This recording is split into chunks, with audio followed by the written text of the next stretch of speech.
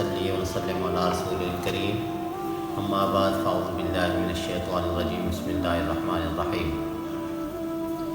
मुअज़्ज़ज़ सामीन इकराम और अज़ीज़ान इकरामी कद्र, अल्लाह रब्बुल इज़्ज़त का शुक्र है कि जिसने हमें इंसान बनाया।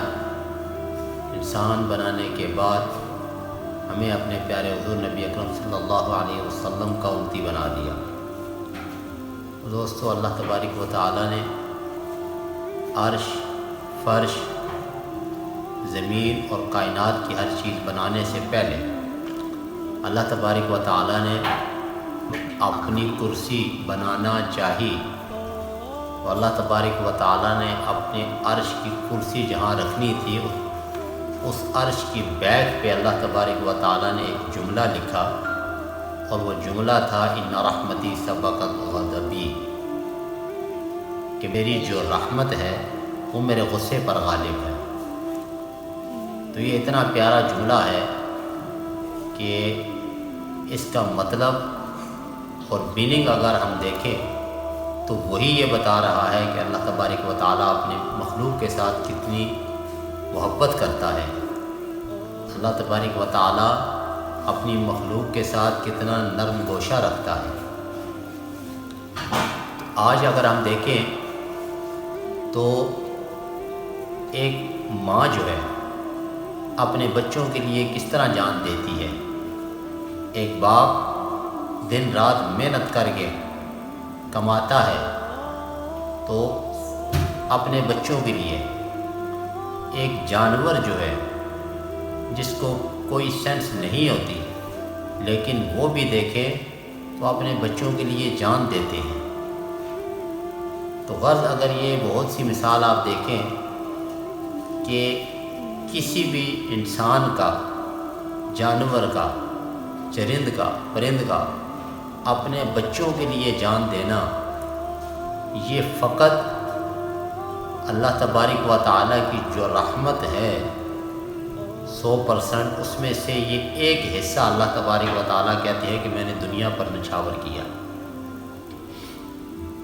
जिसकी वजह से माँ बेटी पर जान देती है, बाप अपनी औलाद के लिए मरता है, जानवर अपनी औलाद के लिए जान निछावर करते हैं।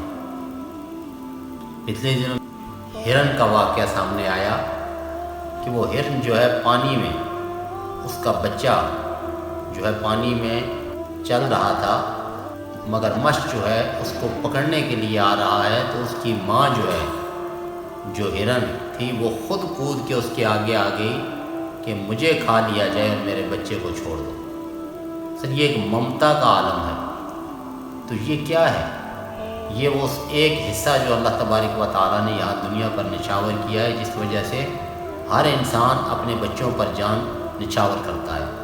तो कहते हैं दोस्तों, जब क़यामत का दिन होगा, नफ्सा नफ्सी का आलम होगा, वहाँ बाप बेटे को छोड़ भागेगा, माँ बेटी को छोड़ भागेगी, बेटी माँ को छोड़ भागेगी, बेटा बाप को छोड़ भागेगा।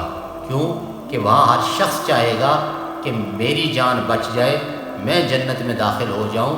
उस नफ्सा नफ्सी के आलम में अल्लाह तबारिक व तआला फरमाते हैं कि उस टाइम जब हर इंसान एक दूसरे को छोड़कर भाग जाएगा तो वहाँ अल्लाह तबारिक व तआला फरमाते हैं कि मैं वो जो 99% मैंने जो रहमत का हिस्सा रखा है वो उस नफ्सा नफ्सी के आलम में, उस क़यामत के आलम में, उस औलनाकी के आलम में मैं अपने गुनाहगार बंदों के ऊपर निछावर करूँगा, जिसकी वजह से इंशाअल्लाह तमाम मखलूक जो है, जो कलमा गो होगी, जो हुजूर की ग़ुलाम होगी, वो सब की सब जन्नत में दाखिल हो जाएगी।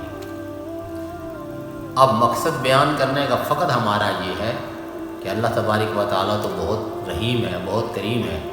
हम उस ज़ात के लिए क्या कर रहे हैं? उसने हमें नमाज का हुक्म दिया, उसने हमें ज़कात का हुक्म दिया, उसने हमें रोज़े का हुक्म दिया, उसने हमें हज का हुक्म दिया। क्या हम ये तमाम अरकान बजा लाते हैं? अगर हम ये तमाम अरकान बजा लाते हैं तो फिर हमें किसी चीज़ की फ़िक्र नहीं होनी चाहिए और इसी वजह से हम एक दूसरे का एहसास करते हैं تو اس میں اللہ تبارک و تعالیٰ کی ذات ہم سے خوش ہوتی ہے۔ اسی لیے ہمیں ان تمام چیزوں کا پابند ہونا چاہیے۔